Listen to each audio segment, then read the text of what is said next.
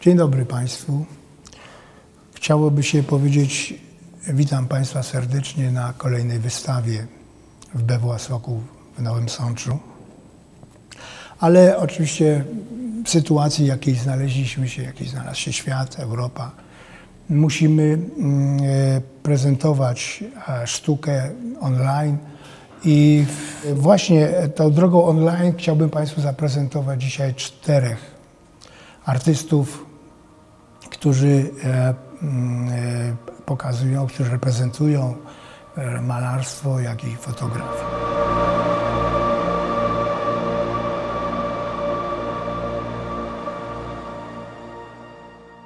Chciałbym przypomnieć Państwu, że współpraca BWA Sokół z rumuńskimi artystami trwa już od 12 lat. I zarówno rumuńscy artyści prezentowani byli tutaj, jak i polscy artyści w Rumunii. W tym wypadku jesteśmy zaproszeni do Polski, do Nowego Sącza. Zaprosimy również polskich i zagranicznych artystów do naszej kolonii, do naszego międzynarodowego programu pobytu dla artystów rezydentów oraz do naszej galerii, którą niedawno odrestaurowaliśmy. Wszyscy ci artyści reprezentują własną ideę sztuki i można to zobaczyć, kiedy obserwuje się ich poczynania artystyczne. Jest w pewnym sensie takim artystą surrealistycznym. Zajmuje się fotografią, ale tak naprawdę, jak mnie się wydaje, rządzi tutaj bardziej malarstwo w tej fotografii. Żyjemy w cywilizacji wizualnej, w której króluje obraz. Stał się on uniwersalnym środkiem komunikacji, któremu udało się zastąpić w wielu dziedzinach ważność tekstu. Obrazy, za pomocą których komunikujemy się, muszą zawsze mieć odpowiedni kształt, tak, aby mogły żyć i przetrwać w pamięci. Fotografia artystyczna, promując zbiór wartości, który obejmuje prawdziwość świadectwa, autorytet reprezentacji, bogactwo semantyczne i uczciwość relacji pomiędzy obrazem a widzem, może być znana pod warunkiem, że wywołuje otwarty oddźwięk. Jeśli jego oceny podkreślają włączanie spójności czasowej, wyrażonej przez możliwość pobudzenia u widza, przez jego plastyczną budowę oraz jego wewnętrzne mechanizmy myślowe i pamięciowe, znacznej ilości zbieżnych bodźców stymulujących.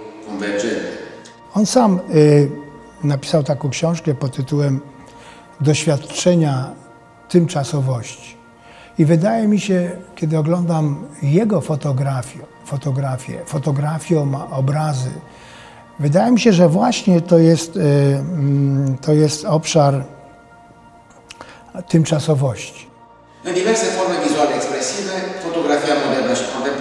W różnorodnych formach wizualno-ekspresyjnych fotografia nowoczesna i współczesna wyraża swoją troskę o ukazywanie różnych aspektów ponadczasowości. Poprzez swoją formę i wyraz fotografii udało się obalić tyranię czasu chronologicznego, urządzenia fotograficznego, stymulując percepcję subiektywnej, niechronologicznej czasowości indukowanej wrażliwym związkiem z aspektami życia lub inwokowanymi wydarzeniami. Możemy ukazać czas operatora, który jest inny niż widza, oraz czas materii, który różni się od czasu pamięci.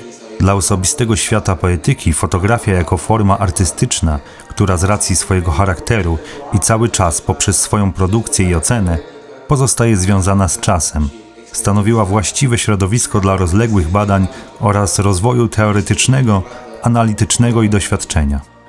W pierwszym cyklu obrazów fotograficznych sugestywnie zatytułowanym Portfolio z genezy, połączenie kwestii czasu z istnieniem, a następnie rozszerzenie tej koncepcji na otaczający wszechświat rzeczywisty i wymyślony, nałożyło stałe wdrażanie osobistych poszukiwań fotograficznych w świetle celowego wycofania się ku genezie, ostatecznego momentu historycznego pojawienia się bytu, istnienia ludzkiego. On prezentuje tymczasowość, a więc świat, w którym musimy więcej poszukiwać emocji poprzez abstrakcyjne działania i ekspresji po to, żeby no właśnie zatrzymać się przed tego typu wizją.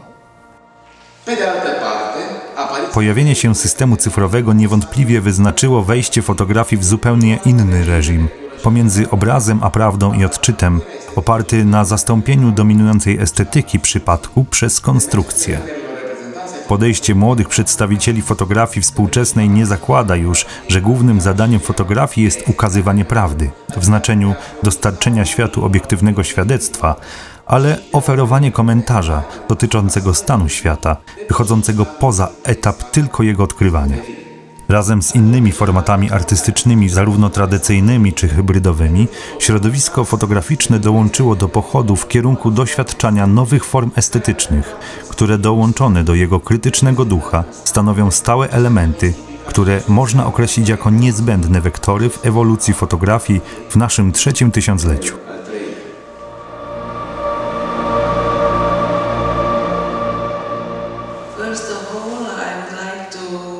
Po pierwsze, chciałabym powiedzieć, że z wielką przyjemnością przyjęliśmy zaproszenie do uczestnictwa w tym projekcie. Jest to projekt realizowany internetowo. To nasz pierwszy projekt internetowy realizowany z powodu obecnej sytuacji na świecie. Poprzez te wywiady internetowe pragniemy zaprezentować naszą grupę oraz nasze prace.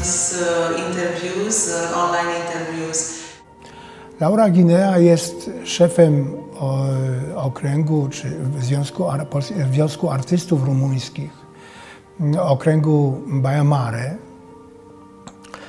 i reprezentuje malarstwo.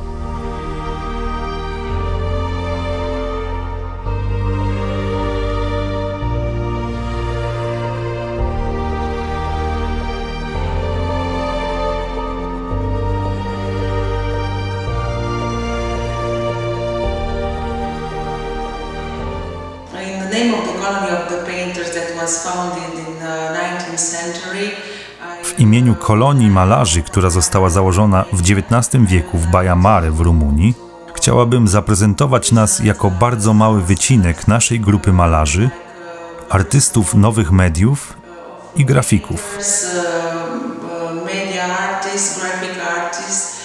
Jest to osoba, która w jakiś sposób adoptuje przestrzeń nie wiem, życia, perspektywy, przestrzeń artystyczną, przestrzeń, która ją otacza, adoptuje dla siebie jedynie i wydaje mi się, że tak jakby chciała powiedzieć nam, to jest moje i urządzam to bardzo po swojemu.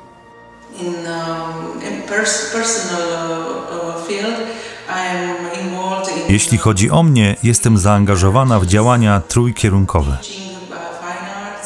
Edukację w dziedzinie sztuk pięknych, zarządzanie wydarzeniami kulturalnymi oraz jako artystka. Zatem mogą Państwo teraz zobaczyć moje prace. Jestem graficzką, ale tworzę też obrazy, ponieważ w moim mieście jest wielu malarzy i taka tu panuje tradycja.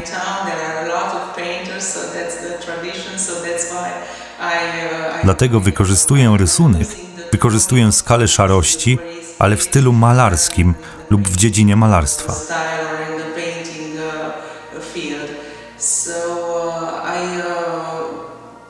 Pragnę zaprosić Państwa do Baia Mare, do naszej kolonii i do naszych projektów.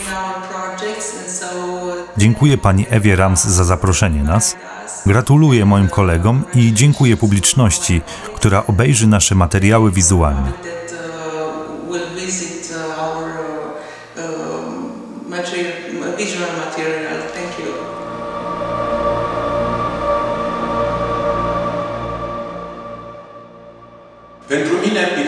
Dla mnie malarstwo to sposób na relację z naturą, ze społeczeństwem, w którym żyję, a w domyśle to sposób na zmaterializowanie osobistych reakcji na różnorodność zagadnień społecznych, politycznych i egzystencjalnych, z którymi się stykam.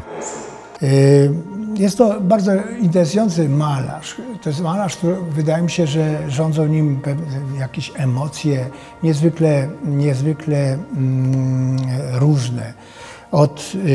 Od subtelności poprzez zadumę, poprzez symbolikę jakąś i widać to właśnie w tym malarstwie. Założenie wolności w podejściu oraz w ekspresji wizualnej, jak również stan życia osobistego, stwarza ramy elementów wizualnych i sposobów, według których wyrażam siebie i z łatwością przechodzę od jednego motywu do innego. Od prezentacji antropomorficznego umysłu do interpretacji elementów statycznych. Od przestrzeni naturalnej do sztucznej oraz od wymiaru materialnego do duchowego.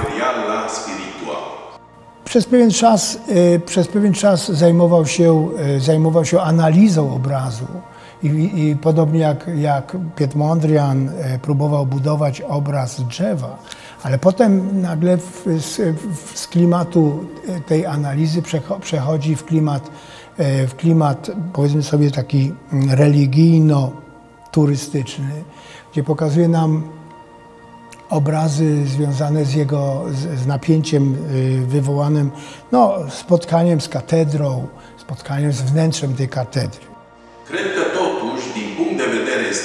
Jednakże uważam, że stylistycznie można mówić o pewnej konsekwencji, którą można znaleźć w moich obrazach.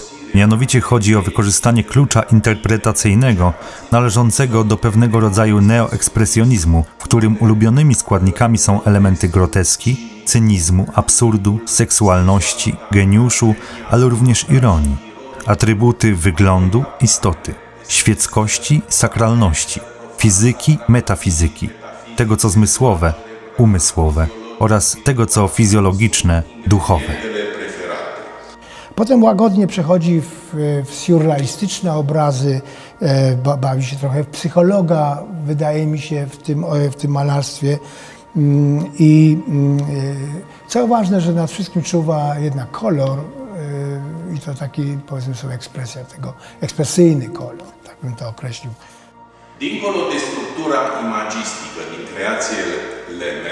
Wychodząc poza strukturę obrazową moich dzieł, ważne jest, że to, co przekazuję poprzez język barw, przybiera formy wielkiej ekspresyjnej mocy oraz że barwy wzywają poprzez chromatyczne przyjemności, aby czarować, poprzez harmonie umieszczone szeptem, w dyskretnie nałożonych warstwach, lub przeciwnie, aby mrugać okiem patrzącego poprzez jasność i wyrażenie głównych kontrastów ekstrapolujących w gęste ekspresje rygorystycznie zorganizowanych struktur pigmentu. Z pewnością nie mogę i nie chcę uniknąć jeszcze jednej cechy moich prac, mianowicie efektu techniki uzyskanej przez malowanie szpachelką, która przenosi pastę chromatyczną w rodzaj przygody, co powoduje u widza chęć uczestniczenia namacalnego poprzez dotykanie warstwy naskórka obrazu, a przez to przenosi obraz w stan materialności.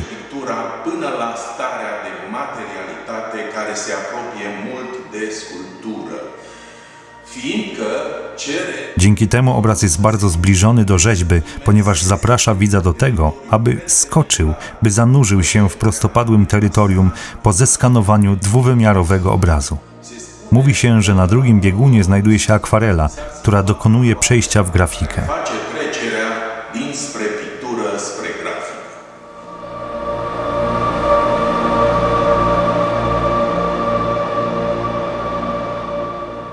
On jako malarz jest emocjonalistą, a poprzez emocjonalizm demonstruje swój ekspresjonizm. Obrazy wybrane na obecną wystawę w Polsce były niedawno eksponowane na wystawie indywidualnej w Muzeum Sztuki w Cluj-Napoca latem 2018 roku.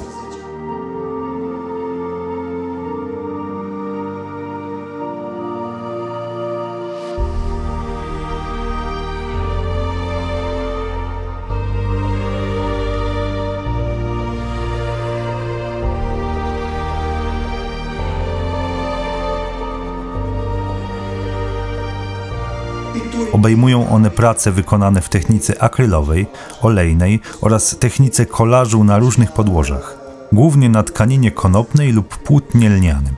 Próbuję być malarzem gestu, natomiast powodem twórczym jest za każdym razem człowiek.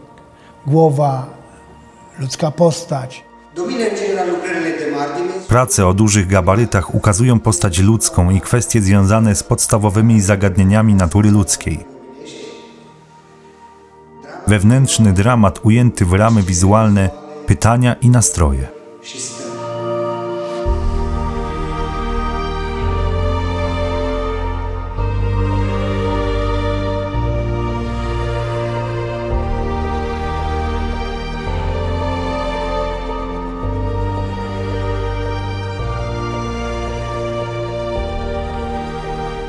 Może bardziej podskórnie obserwuje tego człowieka, czyli widzi, jak wrzy od środka, widzi, jak się denerwuje, widzi, jak się śmieje, widzi, jak drży. I w pewnym momencie zamienia to w obszar abstrakcyjny, a więc taki trochę bezprzedmiotowy.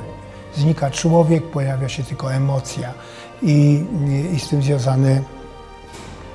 tym związane obrazy.